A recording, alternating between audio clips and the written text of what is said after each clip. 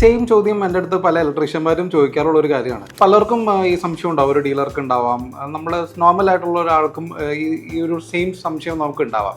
അപ്പോൾ ഈ SMPS എന്ന് പറയുന്നത് ഇതിപ്പോൾ സൺലിറ്റിൻ്റെ SMPS ആണ്. 5 ആംപ്സിൻ്റെ ഒരു 12 വോൾട്ട് ഔട്ട്പുട്ട് തരുന്ന SMPS ആണ്. ഈ SMPS നോർമലി ചെയ്യണത് നമ്മളെ LED സ്ട്രിപ്പ് അങ്ങനത്തെ അതിനൊക്കെ പവർ ചെയ്യാൻ വേണ്ടിയിട്ടാണ് നമ്മൾ ഈ SMPS യൂസ് ചെയ്യുന്നത്.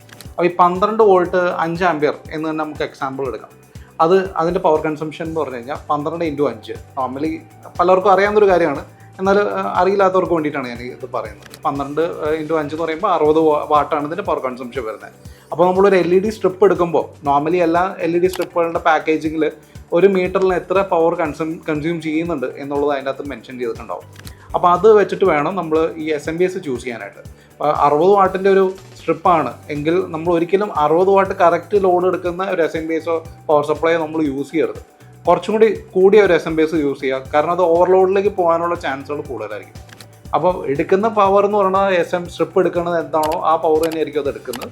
പക്ഷേ നമ്മൾ ലോഡ് ചെയ്യണത് കുറച്ചുകൂടി കൂടുതലുള്ള ഒരു പവറുള്ള SMPS ആയിരിക്കും. നെക്സ്റ്റ് ഇപ്പോൾ 5 കഴിഞ്ഞ് കഴിഞ്ഞാൽ നെക്സ്റ്റ് വരാറുള്ള 8 ആംപ്സിൻ്റെയൊക്കെയാണ്. അപ്പോൾ 8 ആംപ്സിൻ്റെ SMPS യൂസ് ചെയ്യുക, അതായിരിക്കും നമ്മൾ കൂടുതൽ അനുയോജ്യമായിട്ട് വരുന്നത്.